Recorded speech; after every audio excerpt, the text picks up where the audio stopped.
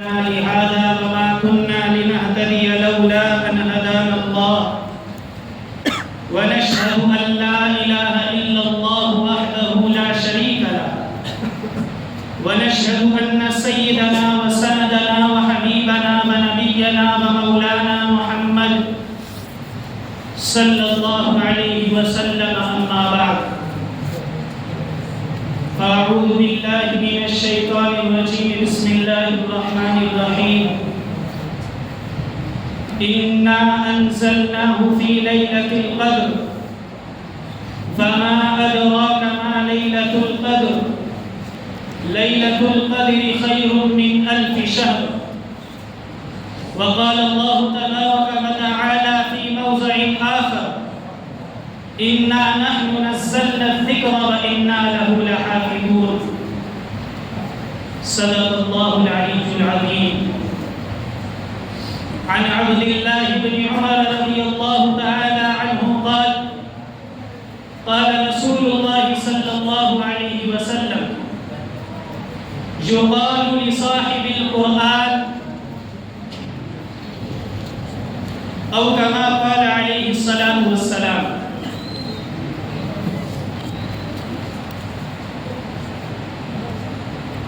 جس دور میں نازاں تھی دنیا اب ہم وہ زمانہ بھول گئے اوروں کی کہانی یاد رہی ہم اپنا فسانہ بھول گئے اخیار کا جادو چل بھی چکا ہم ایک تماشا بن بھی گئے غیروں کو جگانا یاد رہا خود ہوش میں آنا بھول گئے منہ دیکھ لیا آئینے میں پرداغ نہ دیکھا سینے میں جی ایسا لگایا جینے میں مرنے کو مسلمان بھول گئے وہ ذکر حسی رحمت کا علی کہتے ہیں جسے قرآن مبین فلموں کے تو گانے یاد رہے اللہ کا ترانہ بھول گئے تکبیر تو اب بھی ہوتی ہے مسجد کی فضا میں اے انور جس ضرب سے دل ہل جاتے تھے وہ ضرب لگانا بھول گئے میرے محترم بزرگوں عزیز نوجوان ساتھیوں اور گھروں پر بیٹھی ہماری پردہ نشین ماؤں اور بہنوں اور گلشن اسلام کے ننھے منھے پھولوں اللہ رب العزت کا بہت بڑا احسان عظیم ہے کہ اللہ تبارک و تعالیٰ نے ہمیں اس مقدس اور بابرکت محفل کے اندر بیٹھنے کی توفیق مرحمت فرمائی دعا کریں کہ اللہ رب العزت ہمیں اس مجلس میں صحیح باتیں کہنے کی اور ان تمام صحیح باتوں پر بخوبی عمل کرنے کی توفیق مرحمت فرمائی سب سے پہلے تو ہماری درخواست ہے کہ اگر مفتی احرار صاحب جو جامع مسجد کے بڑی مسجد کے امام صاحب ہیں اگر وہ یہاں تشریف فرما ہو تو ہم ان سے گزارش کرتے ہیں کہ وہ آگے آ جائیں مصلی کے پاس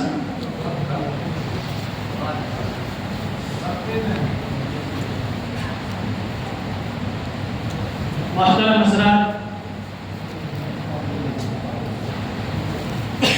قرآن مجید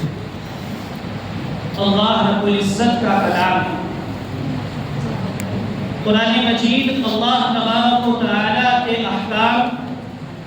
اللہ تبارک و تعالیٰ کی باتیں اور آدمی جتنا بڑا ہوتا ہے اس کی بات کی اہمیت اتنی زیادہ ہوتی ہے اگر کوئی استاد اپنے شاگرد کو کوئی ٹیچر اپنے اسٹوڈنٹ کو کسی بھی طرح کا کوئی آرڈر دے تو وہ شاگرد اپنے استاد کے آرڈر کو بخوبی مانتا ہے اس حکم کو مانتا ہے اس بنا پر کہ یہ میرے استاد کا حکم ہمارے والدین یا کسی کا باپ کسی کو کوئی حکم دے تو اولاد اس حکم کو اس بنا پر مانتی ہے کہ یہ حکم ہمارے گھر کے گارجین کا ہمارے باپ کا اور قرآن مجید کے کے اندر جتنی بھی آیتیں ہیں ساری کی ساری آیتیں اللہ تبارک و تعالیٰ کا حکم ہے، اللہ تبارک و تعالیٰ کا احکام ہے، اللہ رب العزت کی باتیں۔ سب سے زیادہ ضروری ہے قرآن کریم کو اس بنا پر ماننا کہ یہ اس خالق کائنات کی باتیں ہیں جس نے ان تمام جہان کو اور تمام جہان والوں کو پیدا کیا، جو ساری کائنات کا خالق، ساری دنیا کا پالنہار، یہ اس رب کا کلام ہے۔ اور میں نے بتایا کہ آدمی جتنا بڑا ہو اس کی باتوں کی اہمیت اتنی ہی زیادہ ہوتی ہے۔ اسی لیے کہا گیا کہ کلام الملوک ملوک الکلام، کہ بادشاہوں کا کلام کلاموں کا بادشاہ ہوا ہے۔ بادشاہوں کی باتیں تمام باتوں کی سردار اور بادشاہ ہوتی ہے۔ اور اللہ رب العزت وہ خالق کائنات ہے کہ جس نے حضرت آدم علیہ السلام سے لے کر قیامت تک آنے والے انسانوں کو، کہ جس نے ساری کی ساری دنیا کو، ساری کائنات آپ صلی اللہ علیہ وسلم کے نور سے لے کر کے قیامت کے تہس نہس ہونے تک اور اس کے بعد پھر دوبارہ زندہ کرنے پر جو ذات قادر ہے وہ ذات ذات باری تعالیٰ کی ہے، اور قرآن مجید اسی ذات باری تعالیٰ کا کلام ہے، کہ جن کے بارے میں رفیق سرور کہتا ہے اللہ تبارک و تعالیٰ کی شان میں کہ وہ ڈال ڈال کو پھولوں کی شان دیتا ہے، وہ بیج بیج سے کومل نکال دیتا ہے، وہ ڈال ڈال کو پھولوں کی شان دیتا ہے، وہ پیڑ پیڑ کو ابر و غزال دیتا ہے، کبھی زمین کو دیتا ہے شبنمی چادر، کبھی زمین سے لابا ابال دیتا ہے، اسی کے دم سے ہے محلوں میں قمقمے روشن، وہی خرید کی کٹیا اجال دیتا ہے، کہاں کہاں نہیں پہنچا تیرا قیام لطیف، اذاں جگہ جگہ اب بھی بلال دیتا ہے، ہجوم غم سے نہ گھبرا خدا محافظ ہے، ہجوم غم سے نہ گھبرا خدا محافظ ہے، بلا جو سر پہ بھی آئے تو ٹال دیتا ہے، اور کسی کو راستہ دیتا ہے وہ سمندر میں، کسی کے کاسے میں تالاب ڈال دیتا ہے، کسی کو غرق کرے نیل کے کنارے پر، کسی کسی کو بھور سے اچھال دیتا ہے، اسی کی حمد و ثنا کر رہا ہوں اے سرور جو مجھ غریب کو روزی حلال دیتا ہے، ہر مسرت بھی وہی غم بھی وہی دیتا ہے، دھوپ اور چھاؤں کے موسم بھی وہی دیتا ہے، اور زخم لگتے ہی نہیں اس کی اجازت کے بغیر، اور پھر زخم کو مرہم بھی وہی دیتا ہے۔ اللہ تبارک و تعالیٰ نے قرآن مجید میں فرمایا تؤتی الملک من تشاء وتنزع الملک ممن تشاء، اللہ جس کو چاہے اسے بادشاہ دے دے، جس سے چاہے اس سے بادشاہ چھین لے، وَتُعِزُّ مَن تَشَاءُ وَتُذِلُّ مَن تَشَاءُ، جس کو چاہے اس کو عزت دے دے اور جس کو چاہے اس کو ذلیل کر دے، بِيَدِكَ الْخَيْرُ، گویا کہ تمام کی تمام بھلائیاں اللہ تبارک و تعالیٰ کے قبضے قدرت میں ہے، إِنَّكَ عَلَى كُلِّ شَيْءٍ قَدِيرٌ، کہ اللہ ہر ایک چیز پر قادر ہے۔ تو ہم سوچنے کی بات یہ ہے کہ وہ ذات باری تعالیٰ کے جس نے ساری کائنات کو رچایا ہے، بسایا ہے، سب کو پیدا کیا، اس ذات باری تعالیٰ کا کلام قرآن مجید ہے، تو پھر کوئی کیسے اس بات کا خیال کر سکتا ہے کہ ہم قرآن مجید پر عمل پیرا نہ ہوں؟ قرآن مجید کے بارے میں آج ہمارا وہم و گمان یہ ہے کہ ہم لوگ قرآن مجید کے بارے میں صرف اتنا خیال کرتے ہیں کہ قرآن مجید جو کتاب کی شکل میں ہم تک پہنچی ہے یہ صرف اور صرف یا تو باتوں میں سجانے کے لیے، یا قرآن مجید صرف اس لیے کہ اگر ہماری اولاد کی کسی بھی طرح سے طبیعت خراب ہو تو سورہ ناس، سورہ فلق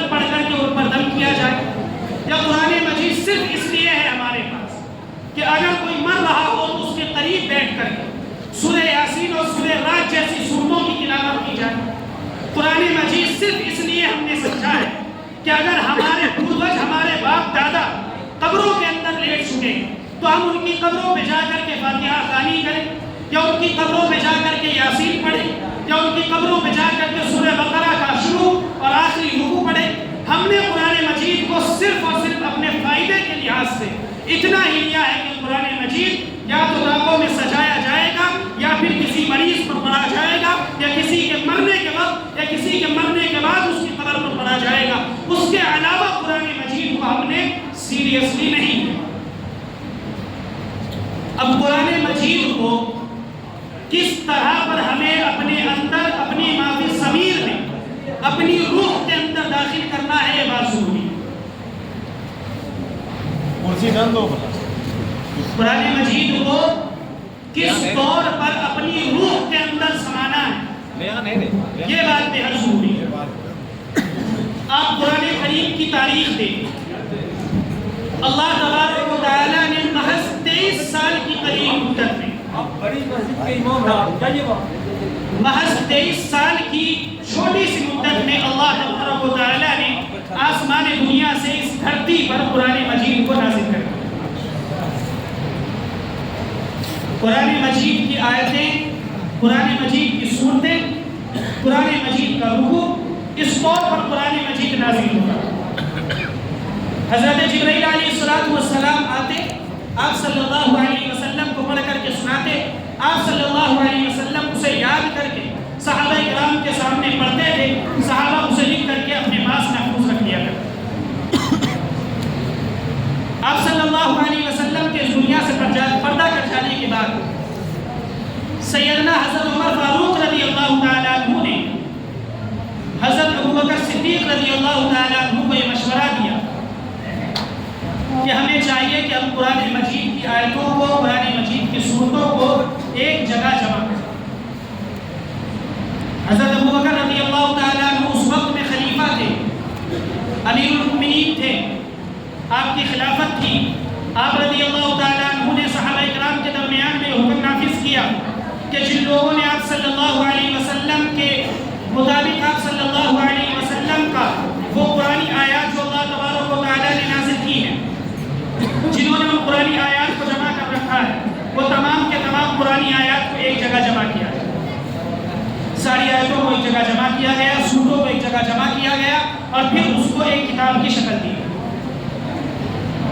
اور کسی نے اس خیال سے اس پر ضبط اور زیر اور پیش لگا دیے کہ عرب کے ساتھ ساتھ جو عرب سے باہر کے اجمی لوگ ہیں وہ لوگ بھی قرآن کریم کی تلاوت آسانی کے ساتھ کر سکیں۔ قرآن مجید اس طور پر حد تک پہنچ گیا۔ اب ہماری کیا ذمہ داری بنتی ہے؟ میں نے ابھی بتایا کہ ہم نے قرآن مجید کو صرف لیا ہے تو صرف اسی لیے کہ اگر کسی بیمار کو پڑھنا ہو تو اس پر پڑھ دیا جائے، کسی کی میت پر پڑھنا ہو تو اس پر پڑھ دیا جائے۔ ہم کہتے ہیں کہ قرآن مجید محض اس لیے نازل نہیں ہوا۔ آپ تاریخ اٹھا کر کے دیکھیں، ایک وقت تھا جس وقت میں ہندوستان اور پاکستان کی سرزمین کا بٹوارا ہوا تو جناح خان جیسے لوگوں نے کہا کہ ہم اپنے ملک میں، پاکستان میں، ہم وہاں پر قرآن کریم کا حکم نافذ کریں گے۔ اگر آج ان لوگوں سے سوال پوچھا جائے کہ آج تک کیا وہاں پر قرآن کریم کا حکم نافذ ہے؟ نہیں۔ آپ وہاں کے حالات دیکھیں، آپ کسی کنٹری لیول کی بات نہ کریں، آپ ساری دنیا کی بات کریں۔ ساری دنیا پر آپ اگر نظر اٹھا کر کے دیکھتے ہیں تو آپ کو قرآن کریم کی یہ تاریخ ملے گی، یہ قرآن کریم کا فلسفہ ملے گا کہ جن لوگوں نے قرآن کریم کی آیات پر عمل کیا وہ لوگ تو راہ راست پر ہیں، اور جو لوگ قرآن کریم کی آیتوں سے ہٹ کر کے زندگی گزارتے ہیں، آپ ان کے حالات دیکھیں کہ جس طور پر آج ہمارے ملک ہند کے حالات ہیں کہ ہمارے یہاں بھی مارنے والا بھی مسلمان ہے اور مرنے والا بھی مسلمان ہے، کاٹنے والا بھی مسلمان ہے، کٹنے والا بھی مسلمان ہے، غداری کرنے والا بھی مسلمان ہے، اور اسی غداری کا شکار ہونے والا بھی مسلمان ہے۔ اگر آج ناچنے والے بھی مسلمان ہیں، نچوانے والے بھی مسلمان ہیں، تو ہماری جو یہ بدبختی کا عالم ہے وہ صرف اور صرف اس بنا پر ہے کہ آج ہم لوگ قرآن مجید پر عمل پیرا کریں۔ جن لوگوں نے قرآن مجید پر عمل کیا ہے، آپ ان کی حالت دیکھیں، ایک بدو اعرابی کہ جو قرآن مجید کے بارے میں جس کو نہیں پتا، وہ اعرابی اپنے گھوڑے پر سوار تھا لیکن عربی زبان جانتا تھا، قرآن کریم کی آیتیں سنی، قرآن کریم کی آیتیں سنتے ہی اس کے اوپر لرزہ طاری ہو گیا، اپنے گھوڑے سے نیچے گر گیا۔ حضرت قاری عبد الباسط رحمۃ اللہ علیہ اس دنیا کے بہت بڑے مشہور اور معروف قاری قرآن گزرے ہیں۔ ان کا واقعہ لکھا ہے کہ ان کے پاس رشیا کی ایک جماعت آئی، اس جماعت نے ان کو اپنے پاس بلایا، قاری عبد الباسط رحمۃ اللہ علیہ رشیا پہنچ گئے۔ وہاں جانے کے بعد چند لوگوں نے جو ہندوستانی تھے انہوں نے رشیا کے لوگوں سے کہا کہ ہمارے یہاں کے سنگر ہیں جو آپ کو کسی طرح کا وداؤٹ میوزک ایک سانگ سنائیں، بغیر آٹو ٹیون کے، بغیر میوزک کے آپ کو ایک گانا سنائیں۔ رشیا کے لوگوں نے کہا چلو جو سناؤ، ہماری دلچسپی ہے گانے اور سانگ ہم سن لیتے ہیں۔ قاری عبد الباسط رحمۃ اللہ علیہ کو کہا گیا کہ آپ قرآن کریم کی آیتیں پڑھیں۔ قاری عبد الباسط رحمۃ اللہ علیہ فرماتے ہیں کہ میں نے کچھ دیر سوچا، پھر میں نے سوچا کہ چلو سورۃ طٰہٰ پڑھی جاتی ہے کہ جس سورت کے سنتے ہی حضرت عمر فاروق رضی اللہ تعالیٰ عنہ نے اسلام قبول کر لیا۔ میں نے سورۃ طٰہٰ پڑھی۔ ان کی عادت تھی کہ وہ گردن کو نیچے کر کے آنکھوں کو بند کر کے لمبی لمبی سانسوں کو لے کر کے قرآن مجید کی آیتیں بڑے اچھے انداز میں مزے لیتے ہوئے پڑھا کرتے تھے کہ میں نے اپنے انداز میں تلاوت کی، سورۃ طٰہٰ پڑھتا رہا۔ کچھ دیر کے بعد جب میں نے اپنی نظروں کو اٹھایا تو میں نے دیکھا کہ میرے سامنے جتنے لوگ تھے سب کے سب روتے تھے۔ ان سے پوچھا گیا کہ بھائی کیوں روتے ہو؟ تو وہ کہنے لگے کہ ہمیں نہیں معلوم تمہارا گانا کیسا، ہماری سمجھ میں تو نہیں آیا تمہارا گانا، لیکن اس کی تاثیر یہ تھی کہ جس نے ہمیں بلایا۔ یہ قرآن کریم کے مقاصد ہیں، یہ قرآن کریم کا اثر ہے جو آج ہمارے درمیان میں قرآن مجید تو موجود ہے لیکن اس کی تاثیر ہمارے درمیان میں موجود ہے۔ آج لوگ کہتے ہیں کہ جی مولویوں کی دعاؤں میں اثر نہیں رہا، مولویوں کے پاس جاؤ تعویذ بنوانے کے لیے، دم کروانے کے لیے پانی اور تیل لے کر کے ان کی دعاؤں میں، ان کے پڑھنے میں قرآن کریم کی آیات میں اثر نہیں رہا۔ ایسا نہیں ہے مسلمانوں، حقیقت یہ ہے کہ آج جس گہرے غار کے اندر اور دلدل کے اندر آج ہماری امت، یہ امت مسلمہ پھنسی ہوئی ہے، آج اسی وجہ سے کہ جس وجہ سے ہم لوگ قرآن کریم کے آیاتوں پر عمل نہیں کرتے، یہی وجہ ہے کہ آج ہم لوگوں کے درمیان میں نہ ہماری دعاؤں کی قبولیت ہے اور نہ ہی ہمارا اقتدار اتنا اعلیٰ پیمانے پر ہے کہ جس کو ہم لوگ یوں سمجھ سکیں کہ ہم مسلمان ہیں۔ ہماری حالتیں دوسرے مذہب کے لوگوں سے بھی زیادہ بدتر۔ قرآن مجید کا ایسا کلام ہے کہ اللہ تبارک و تعالیٰ نے دوسری اور مخلوقوں پر بھی نازل فرمایا، سب نے انکار کر دیا۔ اللہ نے پتھروں پر نازل فرمایا، پہاڑوں پر نازل فرمایا، کہنے لگے کہ اللہ تیرے اس کتاب کا، تیرے اس قرآن مجید کا بوجھ ہم نہیں اٹھا سکتے۔ اللہ نے سمندروں پر نازل فرمایا، سمندروں نے کہا کہ ہم اس کا بوجھ نہیں اٹھا سکتے۔ درختوں پر نازل فرمایا، درختوں نے کہا کہ ہم اس کا بوجھ نہیں اٹھا سکتے۔ پھر اللہ تبارک و تعالیٰ نے انسان کو چنا، ان حافظوں کے سینوں کو چنا اور اللہ نے ان کے سینوں کے اندر قرآن کریم کو رکھا۔ قرآن کریم کی تاثیر، قرآن کریم کا معجزہ یہ ہے کہ جنگ آزادی کے موقع پر بھی انگریزوں نے یہ چاہا تھا کہ ہم لاکھوں صفحات قرآن کریم کے چلائیں۔ کوشش تھی ان کی کہ انہوں نے لاکھوں صفحات قرآن مجید کے چلائے، لیکن کسی ایک حافظ قرآن کے سینے سے قرآن کریم کو نہیں مٹا سکا۔ لاکھوں علماء کو انہوں نے سولی پر چڑھایا، لیکن 1450 سال کی تاریخ گزر گئی، آج تک قرآن کریم جیسا نازل ہوا تھا ویسا ہی ہمارے درمیان موجود۔ یہ قرآن کریم کی تاثیر اور قرآن کریم کا معجزہ ہے۔ تو پھر ہمارا یہ کہنا کہ قرآن کریم نے یا علماء کرام کی دعاؤں میں تاثیر نہیں، سراسر غلط ہے۔ ہمیں چاہیے تو صرف اور صرف قرآن کریم پر عمل پیرا، قرآن کریم کو پڑھنا، قرآن کریم کو سننا اور اس کو سمجھ کر کے اس پر عمل پیرا، یہی ہماری زندگی ہے۔ قرآن کریم جس کے اندر بے شمار احکامات اللہ تبارک و تعالیٰ انگنت حکم ہے۔ ہم نے قرآن کریم کے کتنے حکم اپنی زندگی میں لیے۔ قرآن کریم کے اندر اقیموا الصلاۃ کہ نمازوں کو قائم کرو، آتوا الزکاۃ زکوٰۃ کو ادا کرو۔ قرآن کریم کہتا ہے کہ اگر صاحب نصاب ہو تو حج ادا کرو۔ قرآن کریم کہتا ہے یا ایھا الذین آمنوا کتب علیکم الصیام کہ تم پر روزے کو فرض کیا گیا، روزہ رکھو۔ قرآن کریم کے جتنے احکامات ہیں ان میں سے گنتی کے کچھ حکم ہیں کہ جو ہماری زندگیوں ماحولوں کے اندر ہیں، ورنہ اس کے علاوہ ان گنت بے شمار احکامات ایسے ہیں جو آج ہم نے اپنی پیٹھ کے نیچے ڈال دیا۔ مسلمانوں، قرآن کریم پر عمل کرنا یہ ضروری ہے، اس کے بغیر زندگی میں چارہ نہیں ہے۔ قرآن کریم ایسی کتاب ہے کہ جن کے معجزات کو اگر ہم دیکھیں کہ جس کے بارے میں خود اللہ تبارک و تعالیٰ فرماتا ہے کہ جب اللہ نے قرآن مجید نازل فرمایا آپ صلی اللہ علیہ وسلم پر، تو کفار و مشرکین آپ صلی اللہ علیہ وسلم سے کہتے کہ اے محمد ہم تجھ پر ایمان نہیں لائیں گے، جو کتاب کو ہمارے سامنے پڑھ کر کے سناتا ہے، جو کتاب کو ہمیں دکھا رہا ہے، یہ کتاب کسی رب کا کلام نہیں، یہ کتاب تو تم نے اپنی جانب سے گھڑ لیا ہے۔ اللہ تبارک و تعالیٰ نے جواب میں فرمایا، قرآن مجید کہتا ہے فَإِن كُنتُمْ فِي رَيْبٍ مِّمَّا نَزَّلْنَا عَلَىٰ عَبْدِنَا، کہ لوگوں اگر تمہیں شک و شبہ ہے اور تم شک کے اندر پڑے ہوئے ہو اس کتاب کے معاملے میں جو کتاب ہم نے اپنے بندے محمد پر نازل کی ہے، تو ہم کہتے ہیں کہ جاؤ، جو تمہارے درمیان میں فصیح و بلیغ لوگ ہیں، جو فصاحت اور بلاغت کے ماہرین ہیں، جاؤ اپنے ان ہمدردوں کو، اپنے ان گواہوں کو، اپنے ان نصرت کرنے والوں کو، مدد کرنے والوں کو بلا لو، اور ہم دعویٰ کرتے ہیں کہ تم قرآن کریم کی ایک آیت پیش نہیں کر سکتے، کیونکہ قرآن کریم محمد کا کلام نہیں ہے،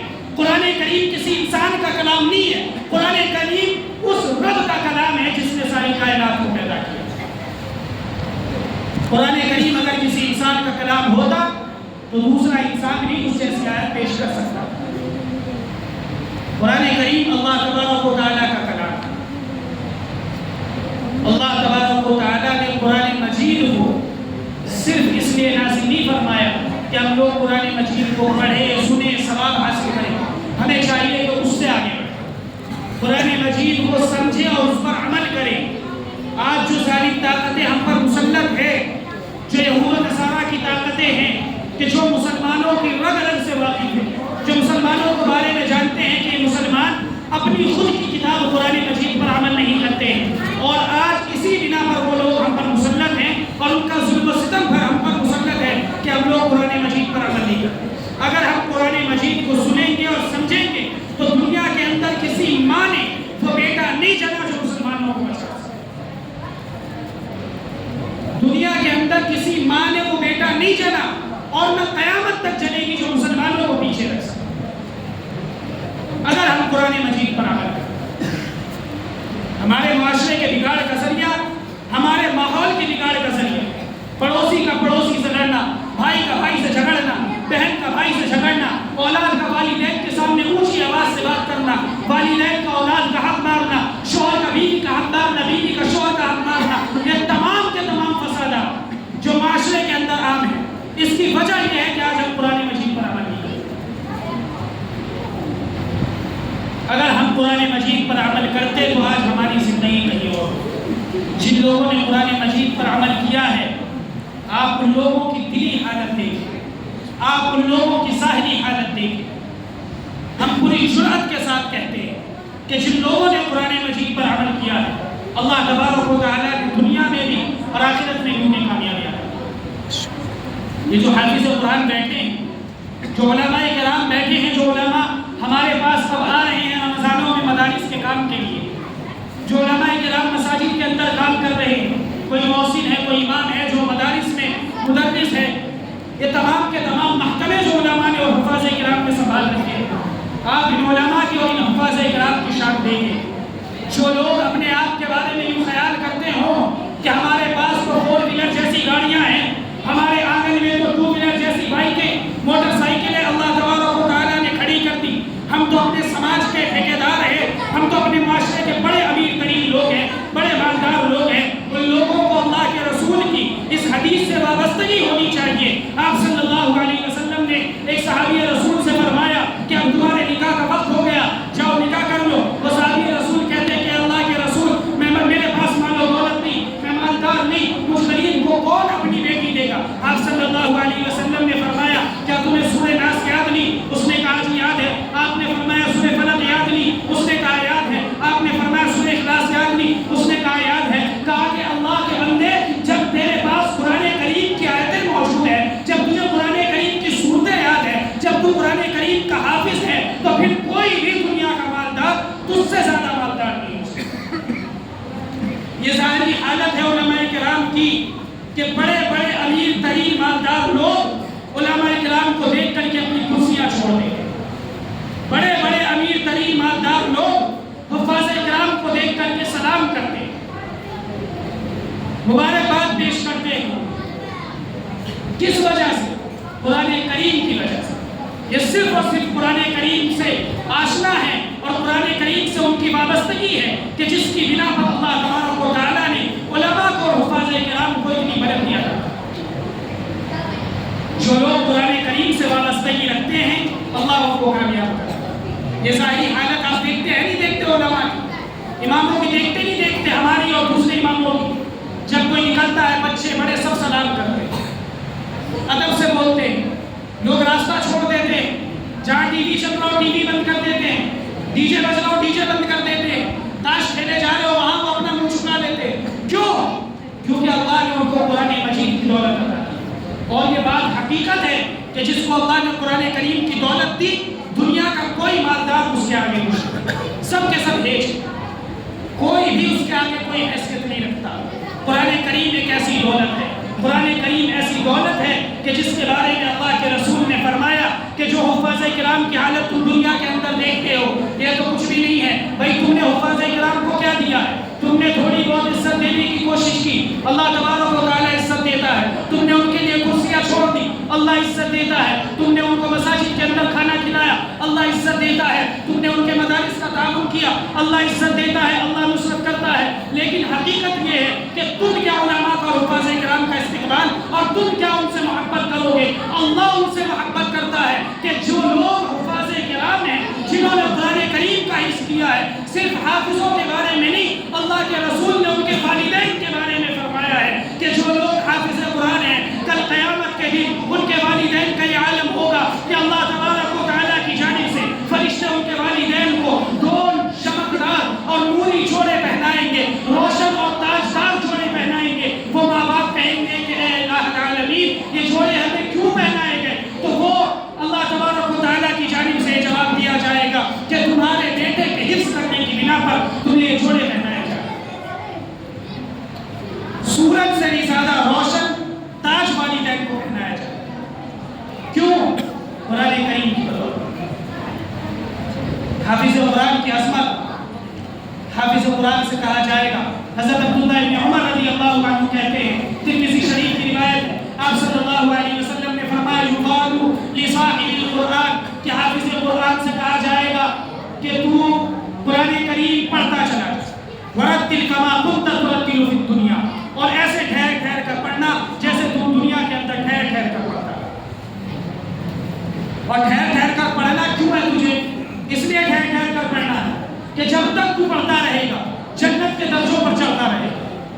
جتنا ٹھہر ٹھہر کر، جتنا آہستہ آہستہ پڑھے گا اتنے تیرے جنت کے درجے بلند ہوتے چلے جائیں گے۔ فَإِنَّ مَنزِلَكَ عِنْدَ آخِرِ آیَةٍ تَقْرَؤُهَا، کہ جب تیری آخری آیت ہوگی جہاں تو قرآن کریم کی آخری آیت کی تلاوت کرے گا، وہی مقام جس مقام پر آخری آیت کی تلاوت کرے گا جنت کا وہی مقام تیرا ٹھکانا بن جائے گا۔ یہ حافظ قرآن کی شان ہے۔ آپ صلی اللہ علیہ وسلم نے فرمایا کہ اپنے ان رشتہ داروں کو، ان لوگوں کو جن کے بارے میں حکم ہو چکا، قانون ہو چکا کہ ان کو جہنم میں پہنچا دیا جائے، ایسے 10 لوگوں کو حافظ قرآن جہنم سے نکال کے جنت میں داخل کرے۔ یہ قرآن کریم کی عظمت ہے، یہ ہے قرآن کریم کا معجزہ۔ آج ہم لوگوں نے کیا خیال کیا؟ اپنے بچوں کو اسکول اور کالج کے گندے دروازوں پر تو ڈال دیا، مدارس اور مساجد سے دور بھاگتے ہیں، مکاتب سے دور بھاگتے ہیں، علماء کے بارے میں خیال کرتے ہیں کہ یہ لوگ تو کہ جنہوں نے سلوٹوں والے کپڑے پہن رکھے ہیں، سر چہروں پر داڑھی سجا رکھی ہے، سروں پر ٹوپی اوڑھ رکھی ہے، ان کی کوئی حیثیت نہیں، دنیا داری کو نہیں جانتے۔ ہم نے پہلے بھی کہا تھا کہ ہم اللہ کی قسم دنیا داری سے واقفیت نہیں رکھنا چاہتے، ایسی دنیا داری سے کہ جو دنیا داری آپ کو غلاظت اور گمراہی کی جانب لے جاتی۔ اسی لیے ہمیں چاہیے کہ اپنی اولاد کو حافظ قرآن بنائیں، قرآن کریم کی محبت پیدا کرے اولاد کے دلوں میں۔ قرآن کریم کے راستے سے ہٹتے ہیں تو ہماری اولاد کی تربیت بگڑتی ہے، اولاد کی تعلیم بگڑتی ہے، اور جب اولاد کی تربیت بگڑے گی تو یہ بھی یاد رکھنا، قرآن مجید کہتا ہے کہ جو لوگ اپنی اولاد نہیں کرتے، جو لوگ اپنی اولاد کو صحیح تربیت نہیں دیتے، کل قیامت کے دن وہ بیٹے کہ جن کو آپ لوگوں نے آئی فون تو دلا دیا، کہ جن کو آپ لوگوں نے موٹر سائیکلیں دلا دی، کہ جن بچیوں کو آپ نے ان کے کہنے کے مطابق ان کے رشتے بھی کرا دیے، کہ جن اولاد کو آپ نے بے تحاشا محبت کی ہے دنیا کے اندر، کل قیامت کے دن ہمارے یہ بچے، ہمارے بیٹے اور بیٹیاں اللہ کے سامنے کھڑے ہو کر کے یوں فریاد کریں گے، ربنا انا اطعنا سادتنا فکبراءنا فاضلونا السبیلا، کہ مولا کریم یہ ہمارے ذمہ دار ہیں، یہ ہمارے بڑے ہیں، یہ ہمارے والدین، ہمارے ماں باپ، ہمارے سرپرست، ہمارے نگہبان ہیں، آپ نے دنیا کے اندر انہیں ہمارا سرپرست بنا کر کے بھیجا تھا، آپ نے دنیا کے اندر انہیں ہمارا نگہبان بنا کر کے بھیجا تھا، ہمیں نہیں معلوم تھا کہ ہمارے کاندھوں پر کتنی کلو کا بستہ ہے، ہمیں نہیں معلوم تھا کہ ہمیں کس بس میں بیٹھا کر کے، کس گاڑی اور کس موٹر سائیکل پہ بیٹھا کر کے، کس اسکول و کالج کے گندے دروازوں پر تو لے جایا گیا، لیکن مساجد کے دروازوں پر نہیں لے جایا گیا، ہمیں نہیں معلوم تھا مولا کریم، لہٰذا ہمارے ماں باپ نے ہمیں جس کو دھکا دے دیا ہم تو ادھر کو چلے گئے، مولا کریم ہماری صرف اتنی گزارش ہے کہ ہماری گمراہی کے راستے میں، ہمارے گمراہ ہونے کا جو وجہ ہے، ہمارے عقیدے کی جو خرابی کی وجہ ہے وہ ہمارے والدین ہیں، لہٰذا ہم آپ سے درخواست کرتے ہیں، ہماری اولاد اللہ سے فریاد کرے گی، ربنا آتِهِمْ ضِعْفَيْنِ مِنَ الْعَذَابِ، کہ مولا ہمارے ماں باپ کو ایک نہیں دو گنا عذاب عطا فرما۔ آج اپنی اولاد سے کرتے بے تحاشا محبت، لیکن ان کی تربیت نہیں کرتے، اس لیے ہمیں چاہیے کہ ہم اولاد کی تربیت قرآن کریم کے مطابق، قرآن کریم کی تفسیر مسجد میں، آپ کی مسجد میں، دوسری مسجدوں میں ہوتی ہے، اس میں بیٹھنے کی کوشش کریں، علماء کی صحبت اختیار کریں، مسجد کے اماموں کے پاس، مؤذن کے پاس، علماء کرام کے پاس بیٹھیں اور قرآن کریم کی تعلیمات حاصل کریں، یہ سمجھیں کہ قرآن مجید کیا کہتا ہے اور اس طور پر ہم اپنی زندگی گزاریں گے انشاءاللہ، زور سے انشاءاللہ گزاریں گے۔ ایک دوسری بات کہ تراویح کے اندر قرآن کریم کا پڑھنا، قرآن کریم کا سننا، یہ ایک الگ سنت ہے، اور پورے رمضان المبارک